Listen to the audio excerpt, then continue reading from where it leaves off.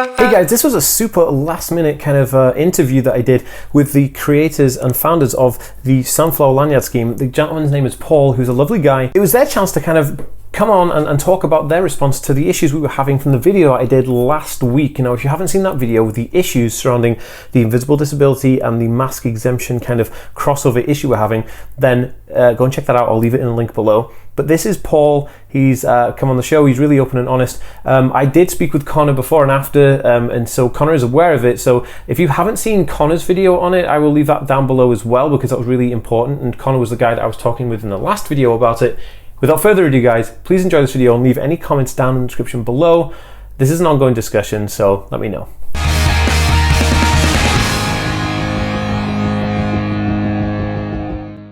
Paul, do you want to kind of introduce yourself a little bit and let us know who you are and what you're about, all that kind of stuff? Yeah, sure. So, yeah, hi, Dan. Thanks for inviting me along. My name is Paul White, and I'm the CEO of the Hidden Disabilities Sunflower Scheme. Excellent, man. So in terms of what you guys do, like what is it and how did it come about? So the Sunflower Scheme started in 2016 at Gatwick Airport, when they posed the question, whilst we can recognise passengers coming through the airport with a visible disability, what about all of the passengers with a non-visible disability? And the answer, Dan, was a sunflower on a green background, intended to be a discreet sign that the wearer has a hidden disability and may need some extra time, care or support whilst travelling through the airport. The success of this simple idea meant that it grew very, very rapidly initially across all the airports, and then it's grown across all areas of the society, be it travel, be it retail, wherever people congregate. The Sunflower Scheme has relevance, and it's increased the awareness of the challenges that people with hidden disabilities face. Definitely, dude. And you know, I first heard about this. I flew to San Francisco from Dublin Airport. So I went from Dublin to Toronto and then Toronto to San Francisco in 2016. And Dublin Airport had a very similar thing. I had like a green, it wasn't sunflower, but it was a green kind of, lanyard badge system, and it was fantastic. They were really helpful because obviously travel anxiety is very difficult for me, and traveling through airports and the whole kind of logistics of airports and traveling is very difficult for the way that I function. So I found that excessively amazing, and it was just really good. And then I'd heard about the Sunflower Lanyard thing more and more through Facebook posts, right? And then I was in Argos, and I'd seen Argos were handing these things out, and you just kind of asked them, and it was very discreet actually. So I just went there and I said, "Hey, am I okay to pick up one of these lanyards?" And I said, "Yeah, okay." There was no questions asked, and there was no kind of like proof of ID or anything like that. I just picked it up, and I thought it was great because I felt like the people who needed to know were in the know, and then everybody else would be aware. You know what I mean? So if you needed one, you know how to get it. But if you saw it, then you'd know what it was about, right? And I found that just fascinating. Yeah, I mean, I was definitely aware of it early on, and I did see certain schemes and similar things happening. I actually sell these things on my website. These are autism alert cards, right? And these are just kind of like waterproof. They're quite like tough and ready, and these are great. The only thing is they cost a lot to produce, and it takes time, because I used to do custom made ones with like name and details printed on the back, but I figured that was kind of like time consuming for people, and it wasn't as important as presenting the information. So we kind of dialed back and made these cards.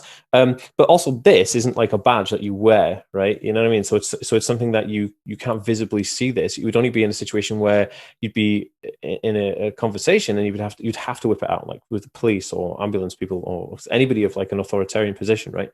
So that was I've been aware of kind of like hidden disability stuff. So before I ask about like your current projects and what's going on and stuff, how are you involved with hidden disability?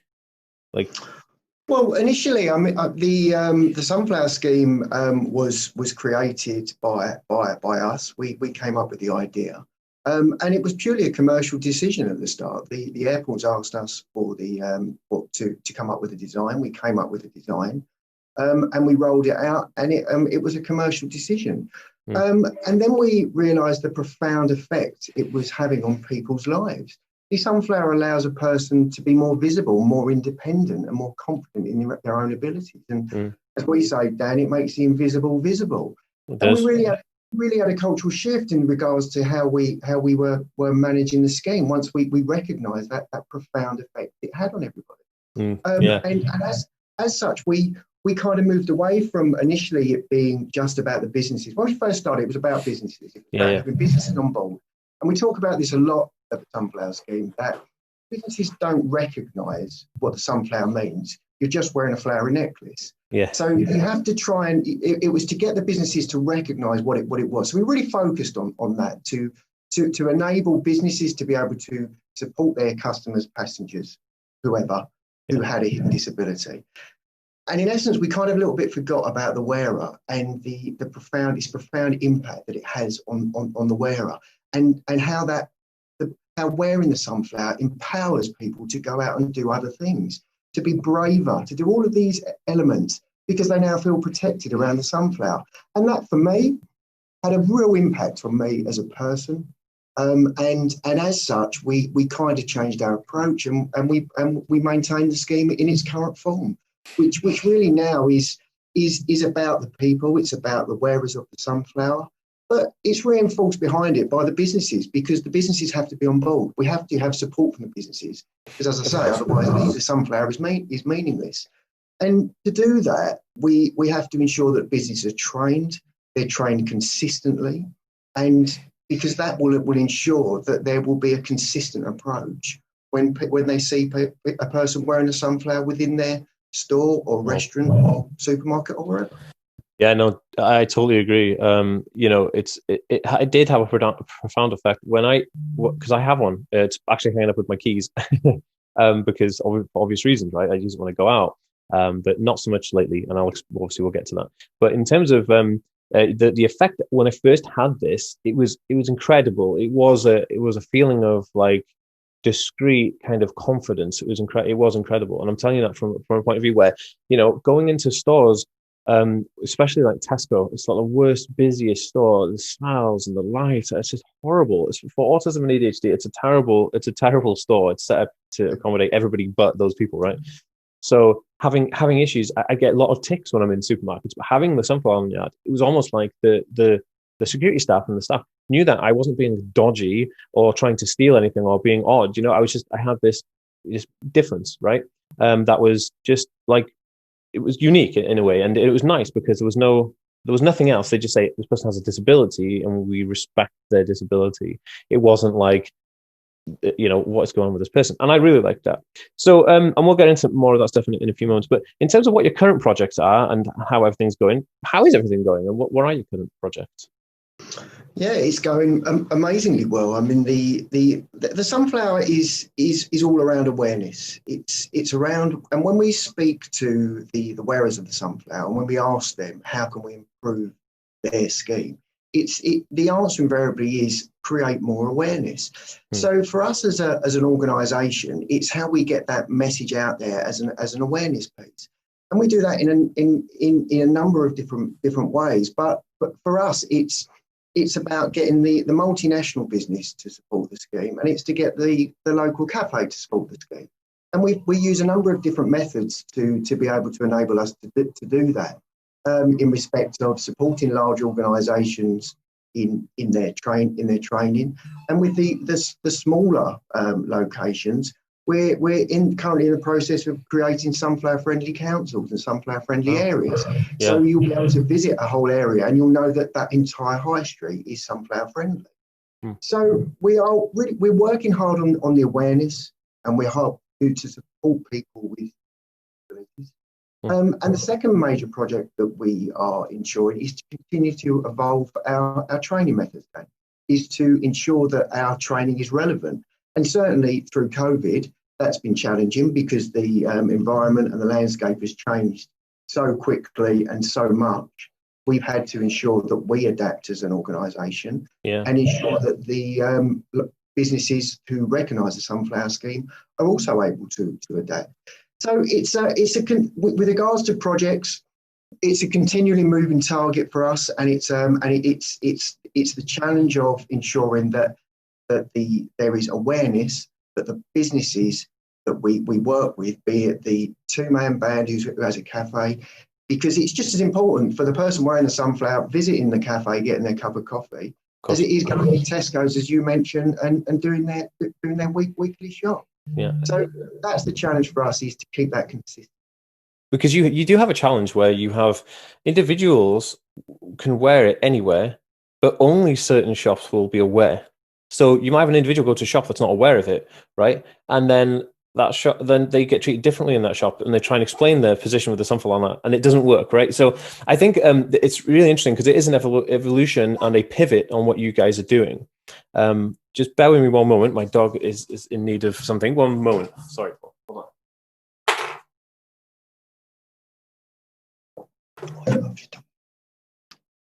Oh, sorry, mate. Dogs always come first, mate. Oh, he's so old. He's like we all know the drill, Dan. He's 12, and like he's so old. He's a miniature Jack Russells. He's got like short legs. He's tiny. He's well old, and he's so funny. But he's just so demanding. Like he can't see properly anymore either, and he pees on the floor and stuff, which is like the biggest thing that is like griping me at the moment. I'm like, not nice. Nice. Gosh. Anyway, but yeah, so it is like an evolution, and it's a mammoth task to undertake the task that everybody is aware of this scheme. It is a huge task, and I do salute you guys. I think it's a great project. I really do.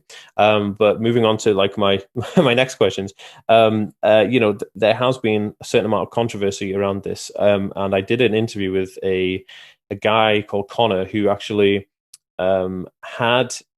he's part of him and another friend of mine. They're both friends. Also, Connor's a friend of mine, and his friend Holly, who's also a friend of mine, who just released a book as well, which is great. It's all about money saving. She's a money saving expert. But so they had put together this small kind of like awareness campaign about how the autistic community or the ADHD community have felt kind of dislodged from the sunflower scheme, and it was very important to see. So when I first seen this thing, he burnt a lanyard and put it on the internet, and I messaged him straight away. I was like, "Whoa, what on earth are you doing? You can't burn a lanyard. This is ridiculous. You can't." That's quite a shocking image to put out. You know, it's and it's not a positive thing. I said it's negative. I said to approach something that you think you have an issue with, approach them directly and ask them. And then Connor said he agreed. And he said, well, the reason for the picture was just to get the reach to let people know what we were talking about. And I kind of get what he's saying, because I do make clickable content daily. I get it, but maybe I wouldn't have used burning a sunflower lanyard. I would have just held it up and put a question mark next to it. I wouldn't have done the burning thing, but that's his choice. Whatever. Now Connor had this controversy that came out saying that people were using it for mask exemption, and I'd seen a clip of Eamon Holmes talking about it on this morning, right, saying that if he wears this lanyard, you don't have to wear a mask in the stores, and it was just that short clip, and then it went out. Now, COVID is an interesting time to live through, right, because you have the sensible people, and then people who are controlled by fear that dominate their life. And the fear that dominates their life causes them to think outside of the box a little bit, kind of left field, where they think that the government are creating COVID to control people through 5G and all this nonsense you've heard, right? And I'm a chemist. I have a bachelor's degree in chemistry, right? So I know for a fact 5G does not cause COVID. There you go. There's one fact. The vaccine is definitely safe. There's no nano particles in it that are going to control your brain. It's the most ridiculous thing I've ever heard. And for the conspiracy theorists thinking that they did it to try and control the population through killing people, they're doing a terrible job, because it has a 99% success rate. So there we go. We'll just put that to rest. But in terms of people who say that they're not going to wear it, you have these people who say they're not going to wear a mask because they're not taking my rights away from me. I don't want to wear a mask. And there's an arrogant group of people who don't want to wear the mask, kind of like these, like, I don't know, these Tommy Robinson supporters. That's what I think of in my head when I see them, right? They're kind of like yobbish kind of people who just, and then so they've hijacked this sunflower scheme because they know that no one's going to question their ability to wear this sunflower lanyard, and no one's going to question their disapproval of the mask wearing, right? Because you can't, because there's taboo about it. You can't be like, why are you not wearing a mask? Oh, I've got a sunflower lanyard. And the irony is that when I wore my sunflower lanyard, I had a mask on. The majority of the autistic people that I know wear the mask because we're all paranoid. We're doing a bit for community, even though it's sensory uncomfortable for me, and it's very distressing to wear a mask out constantly in public, and it's very soul destroying. I still do it because I want to do my bit, and we all do it. Most of us are doing it because we want to do our bit to keep people safe. And the sunflower lanyard was there to protect us against kind of like discrimination for disability, right? And it kind of came to this, and you've seen the video. I think you've seen the video. You said you texted me yesterday, but you've seen the video about Connor, and I believe he had a very valid point, right? And I think that he has a very valid point. So my my question really is, what do you think of all of this? Like, what do you guys as a company make of all of this? Because look, let me put it this way, and I want to put this out there. You are not in control of who picks up the lanyards. So it's not your fault directly what's happening, right? It's not your fault. You guys are involved because it's your product, it's your campaign. And so I want to know what your take on it is. What do you think about it? Well, the truth is there's no measurable data for people fraudulently using a sunflower lanyard to become face covering exempt, because who's going to admit to that they are using it for that reason? Nobody. So as such, we have to take people at face value to a certain extent. And the face covering exempt cards were initially introduced with a collaboration we had with the Rail Network. Because face coverings were first introduced as mandatory on the Rail Network, and we had numerous reports, Dan, of people facing abuse, both violent and verbal, abuse for not wearing a face covering. And as I say, with the collaboration with the Rail Network, we came up with the face covering exemption cards, so people could actively demonstrate they have a legitimate reason for not wearing a face covering.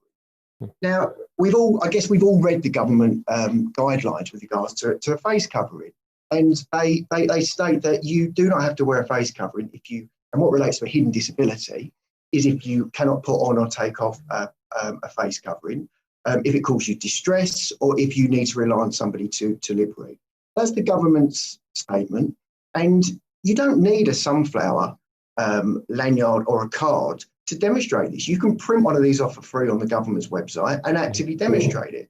So the sunflower being hijacked for this is in our view is irrelevant to a certain extent, because you don't need to do this. No. And the sunflower is not here to demonstrate your face covering exempt. The sunflower is here to demonstrate you have a hidden disability and you may need that extra time, care, or support. And of course, when this pandemic is finally over, the sunflower scheme is still going to be here to actively support these thousands and thousands and tens of or millions of people with hidden disabilities. I mean, the statistic, Dan, is 1 in 5 of us has a disability, and 80% of these people's disabilities are hidden. I mean, that is over 10 million people in the UK alone. Now, we went out, we do surveys with the sunflower wearers, because we obviously support the hidden disability community, and we want to ensure that the messaging that we have is both accurate and it also represents the people that wear the sunflower. And 83% of people that we surveyed with a hidden disability cannot wear a face covering, which means only 17% can wear a face covering, of course. And 80% of people also said that by showing a face covering exemption card, it stopped them being verbally abused and being more confident in the situation. And 96% said they would recommend the face covering exemption card to other people with other sunflower wearers. So that says to us that whilst we have obviously heard disparaging messages on social media and wherever with regards to the face covering exemption and the fact that sunflowers linked to it, it also demonstrates that the hidden disability sunflower wearers fully support the face covering exemption cards.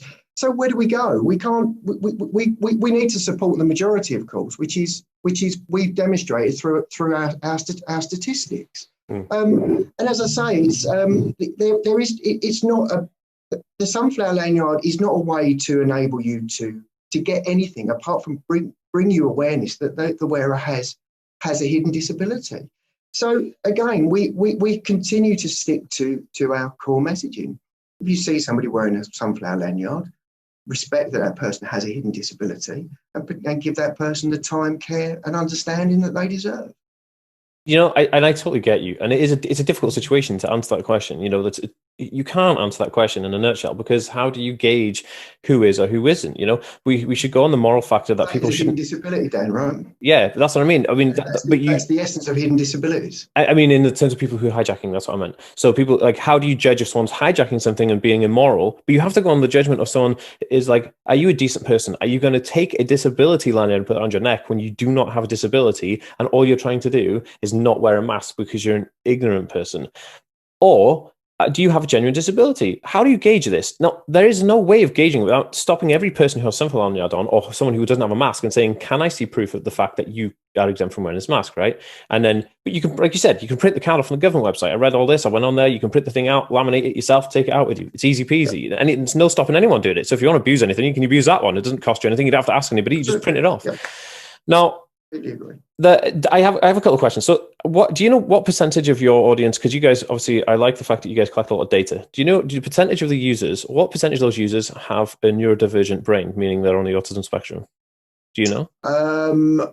I do have that detail. I think it was we recently did, well, not exactly for that. We did a shopping survey recently, Dan, and we asked a person that if they was willing to disclose what their hidden disability was, and I believe it was. I'm sure it was 21% were neurodiverse of the people that wear the lanyard. So that was in respect of we did a shopping survey as to. It was all around the value. I'm sure you've heard of the purple pound, right? With regards to and it was all around the value of the purple pound, and for businesses to support the hidden disability sunflower, people with hidden disabilities naturally will visit that store. And we was trying to demonstrate that point via a survey, and we did manage to demonstrate the point with regards to more. If you support the sunflower lanyard, people actively do go out and look for that location and will visit it. And I think it was 21%. I think that was the neurodiverse. That's quite a large percentage of people for a subgroup, right? For a group of people, and so I can see this evolve. So look, I'm heavily involved in the autism community. Of course, I run the biggest autistic-led YouTube channel in the world, right? I got 100. This podcast goes out to 140,000 people. This video goes out to 141,000 people. There's thousands and thousands of people on the other social networks. So the consensus that I've gained from doing the video with Connor and asking people for their data, because I give everyone a chance to talk about something, because topics of discussion is how we evolve and how we move things and how we move forward, right? The current consensus is that people are moving away, the autistic community are moving away from sunflower lanyard. And I myself have found myself not using it, because I felt like I'm going to be lumped in the fact that I'm an arrogant person who doesn't care and doesn't believe in COVID. You know what I mean? And and I've been directly affected by this. My brother-in-law almost died because of COVID. He's got heart issues. That was 5 weeks ago. The guy can't even breathe properly, can't walk properly. He's got nerve damage around his heart. This thing is a real killer. And it is one of my pet peeves and my frustrations are when people don't believe it and they think it's a conspiracy, right? So I don't want to be lumped in that group of people who don't believe in it. But unfortunately, what's happening is that there's a group of people who are using the sunflower and just to be ignorant, and that is taking full effect, and that's taking the full front of your honest and genuine campaign, which I really do support and I really do love. Now, how do you pivot and move away from this? And I can only see two options, right? From my perspective, there's only two ways. Being honest, open, and genuine, like you have been, which is great, and this is why this video was important. This is why I wanted you on the show, and it's fantastic that you did. And you seem like a right dude, and I love it, and you're a genuine guy, so I really appreciate that. So again, thanks for taking this time. And then the other things is that the autistic community will probably want to fashion their own autism only or neurodivergent only lanyard that they can use, that people will know, oh, that's for neurodiversity, so only people wearing that as neurodivergent. So if you're an idiot and you put one on, people are going to be like, well, you're not on the spectrum. Because like I've been to a store and I know two people locally in two different stores who are wearing these, and they're arrogant, drinking, smoking losers, basically, that are just like, they're just horrible, like people, and they're just wearing these stuff like just because they don't want to wear a mask. They don't believe in it, and it was painful when I was in that store, and I was like, oh my god. And so the autistic community are going to pivot away from this and use a different system, or you have to re-educate people through marketing to say this is only for X, Y, Z. You know what I mean? There's no way you could do this by there's no way you can do this. One second. There's no way you can do it in its current format, because in its current format, like I said to you, you're losing 20% of the people you want to help, which is not good, because you're 20% down the people you want to help, and the why for your company is that you guys want to help people, right? That's the reason you exist. So there's a big issue. That's a big chunk of people you're not helping right now in terms of your main objective, right? So you have to kind of like how so my question to you is really, what are you guys thinking about? It's all well and good saying, well, there's nothing you can do about it, COVID will go away. Yeah, but when COVID goes away and people stop abusing it, 20% of the people have gone with that. So you're down. So it becomes it's 20% obsolete. So how do you make yourself a priority again in this community, or what are you guys planning to do? And it's not me attacking you, dude. I'm just having an open conversation with you. I hope you think I'm not. No, I appreciate that, Dan. I appreciate your comments, and I appreciate your opinions, Dan, because clearly you have much more of an understanding with regards to the neurodiverse community, which is great, and you've also got the neurodiversity communities here, which is also interesting. There's one of our core elements of the Sunflower Scheme is we do not ask for proof of a person's health condition to obtain a Sunflower Lanyard. And we've done that for a number of reasons, but mainly because many people haven't got a diagnosis, and also the fact that some conditions aren't diagnosed, such as anxiety or certain disorders, for instance, right, that they can't have. And we think it's just as these people, right, are just as deserving, if that's the right word, to obtain a Sunflower Lanyard and to obtain the understanding from the rest of the general public that they have a hidden disability. So we will not change our core values of how we, and we will not change on our what we class as our consistent approach, which is the Sunflower Lanyard is here to demonstrate that a person has a hidden disability. It's not here for anything else. The face covering exemption card came along, if this is kind of what we're talking about, because of the number of people that had contacted us mentioning that they had been physically and verbally abused. And by us running campaigns and questionnaires, if you like, to gauge people's responses, it's clearly very, very relevant to people, and it's working for people with regards to the exemption card. Now, the two people that you talk about, I cannot stop the selfish people in this world in any shape or form, be it regards to Sunflower Lanyard or parking in a person's disabled space. Right? I cannot stop that. And these people will go out and actively do this, whether it was a Sunflower Lanyard or it was anything else. But us as an organisation will continue to be here during COVID, and we'll continue to be here after COVID. Now, your question kind of was how do we continue to make ourselves relevant? Well, we continue to. We have to work with the businesses and the organisations, because having businesses and organisations ensures that people, as I've said already, repeated myself, aren't just wearing a flowery necklace. They are able to actively get a benefit from where. So we continue to evolve our training modules with the businesses, so they're going about and they recognise the values of the Sunflower Scheme. And then we will continue with our awareness campaign by sending the messages out there. And as I say, there's every day I learn of a new hidden disability that I hadn't been aware of before. Every day we get a message from somebody else who says they have this condition, which we read and look up on, and it blows us away, the number of hidden disabilities that are out there and the challenges that people are facing. And the Sunflower is here to support all of those people. Yeah, no, and I totally agree. And I think, like, it is, like, you're absolutely right. How do you stop? It's not up to you who gets them, right?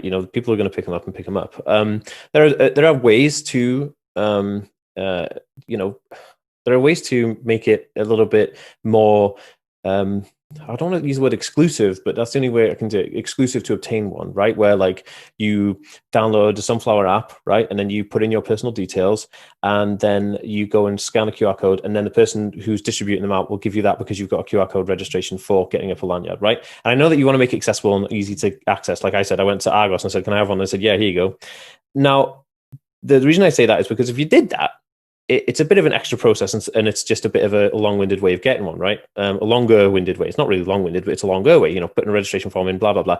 But when you do this, the people who really want one will fill that form out. The people who are just using it to be exempt from wearing a mask in a pub or something will not bother themselves to fill out this form, because it's an extra step, and they thought, oh my god, it's just for not wearing a mask. It's too much hassle for them, right? And this is what I know just from social and digital media marketing: the more steps you put into something, the more you turn people off, unless they really want it. And that's how you identify hyperactive buyers within the industry. That's one of the things we call them. So that was just my example of like a way that you could protect it. But in terms of what I'm getting at, and the last thing we'll talk about before we talk about how people can get in touch with you and stuff like that, because I'm not trying to grill you, I'm just trying to have an open forum discussion here, is like, I think from your perspective, you guys should, if I was in your position, I would spend a lot of money on digital media marketing saying, it is not about mask exemption. The Sunflower Lanyard is for this. Because what you're doing is, people look at the Sunflower Lanyard now, especially here, and what Connor was saying is that they don't look at it and say this person has a hidden disability. They just look at it and say, oh, that person's not wearing a mask for some other reason. And that's it. That's what it's turning into, dude. And it's difficult because you don't want to lose the momentum, and you don't want it to downturn. I'd love to see what your surveys and your figures turn from the next kind of like poll you pull from people saying, have you stopped wearing it because X, Y, and Z? I'd love to know if people have stopped wearing it, like myself. Like I haven't worn mine for months, because I saw it happen, and I was like, I instantly felt that impact and that awareness gone again. I'm now again invisible, because the visibility has disappeared because it's been saturated by people who are doing wrong. And that is the harsh truth, the harsh reality of it. And so it's not the community's fault, right? It is how you manage the distribution and access of these specific kind of exemption lanyards. And I mean, awareness lanyards. I think that was your main kind of issue, but that's just me. I take your point, Dan, and I respect your point completely. And of course, you're entitled to your own opinion, but I don't agree with you. The huge number of messages we continue to get from people with hidden disabilities, stating that the lanyard has continued to help them and continue to support them, says to us that yes, whilst this is very, very challenging times, the challenges faced by people with hidden disabilities are huge, are enormous.